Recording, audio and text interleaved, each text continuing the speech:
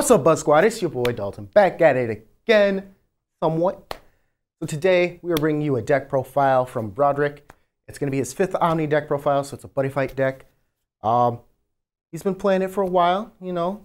It seems pretty interesting. It's a completely different direction than what I took, mainly because Drum is best card, Drum is always best, Drum is first, Drum always. That's besides the point. It's still a really fun deck. It looks like it will still be competitive, like 5th Omni has always been. So yeah, let's join him right now. Hi guys, it's Broderick from TCG Buzz, and I'm here to deck profile my 5th Omni deck profile for the January 2019. This deck I've been playing for a couple months now, and it's overall really good, solid deck. I'll probably be taking this to Springfest in February or March, whenever it's going to be. This deck has gotten a lot of really good support with generic Dragon World support, and here it is.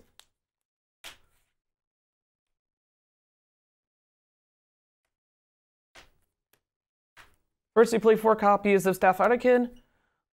His skill is when you take damage, you charge, gain a life, and draw a card. And then you call 5th Omni from your hand by paying its call cost, and it becomes a size 0 as long as it's on the field. It's a really good card for setting up your your size 3 monsters and making them size 0s, and just continue your combo plays. Next, you play 4 copies of your buddy monster, Mugen Drum. His skill is whenever you take damage during either player's turn, you can gain 1 life and destroy a monster in your opponent's field, which is really good for controlling the game, which is what 5th Omnis like to do. And they can get some really ridiculous life count with this deck. Next, we play 4 Merrick SD. His skill is that counter, you can give an Armor Dragon +1/+1 and penetrate. But if you take a damage, which is really good for getting off Mugen Drum skill and Staff Kid skill, and some other skills that are really important for reducing your life. Next, we play 4 copies of Megalax and Doable SD. This is literally your searcher. You can either search out a 5th Omni monster or a 5th Omni item from your deck to your hand, and then you take 2 damage. Which is really good for proccing your skills, and it literally fixes your hand. Next, we play 4 Drum SD. He's also got a counter skill. You can put the top card deck into the soul of one of your monsters, and then you take a damage, which is really good, because another counter skill to proc damage during your opponent's turn, so you can destroy their monsters. And it just fills your souls of your stuffs that you don't want to be destroyed, which is really nice. Next, we play 2 copy of Gramps Tembu, 5th Omni.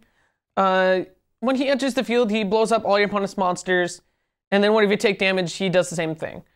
He is really good for board control, and the fact that he is 7/3/7 with double attack is really, really good. Really nice wing.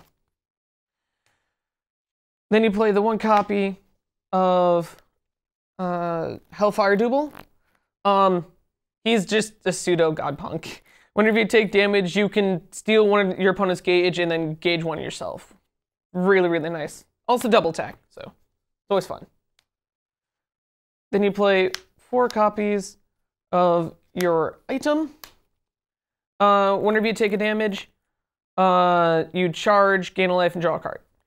Really good card. Sadly, hit skills only once per turn with a lot of them, but you have tons of draw power cards in the deck. Also, his call cost to take a damage also procs your skill, which is really nice. Next, you play 4 copies of Drago Wisdom. This just allows you to charge and draw, and just really good, solid card. Then you play 4 of your counter Draco Guts. You take 1 damage, and then you heal for 3, which is really good for proccing Mugen Drum skill and all the skills that you want to see during your opponent's turn. Then you play 4 copies of Dragon Lord Quake Slash. This card essentially allows you to destroy one of your opponent's monsters during either player's turn, And then when you do, and you have a drum on your field, you can deal 2 damage to your opponent, which is really good for closing out games. And then for defensives, we play 3 copies of Lord Dragon Shield. This just essentially nullifies the attack and you take a damage. Really good when you have Mugen Drum, it's just free shield. Then we play our more defensive spells for our monsters. Dragon Guard. When a monster is being attacked, you can change the target to yourself and draw a card. It's really good for protecting your low soul monsters. Then we play 2 Sky Dragon Divinity. In the early game, you can mill a lot of stuff. And you want to see a lot of the combat-based backing decks, so you just constantly search them out.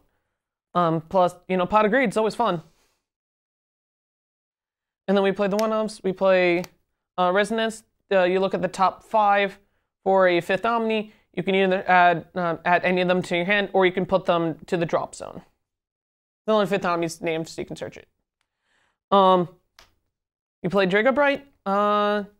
You take a damage for its call cost, so you get all your skills off. Then you put the top card deck in your gauge, and you can put a 5th Omni from the drop zone into your hand, which is really nice for fixing your hands. And then finally, we play the new Impact, Majestic Climax Forenza Finale. This is the Blood Sect Impact. Its skill is pay 2 gauge. You can only activate this during your opponent's turn, and if the opponent's monster on their field was destroyed this turn. You do 2 damage to your opponent for each monster on your opponent's field that was destroyed during this turn. And this damage can't be reduced. So when you're playing with Mugen Drum and you're proccing all your skills, you can easily destroy 3-4 monsters on their turn, especially if they're playing a really heavy aggro deck. And you can do like 6, 7, or 6, 8, 10 damage to your opponent. It's super easy with this card. And that'll be it. This has been my 5th Omni deck profile. Thanks for watching. We have our Discord, and like, subscribe, and catch you guys later.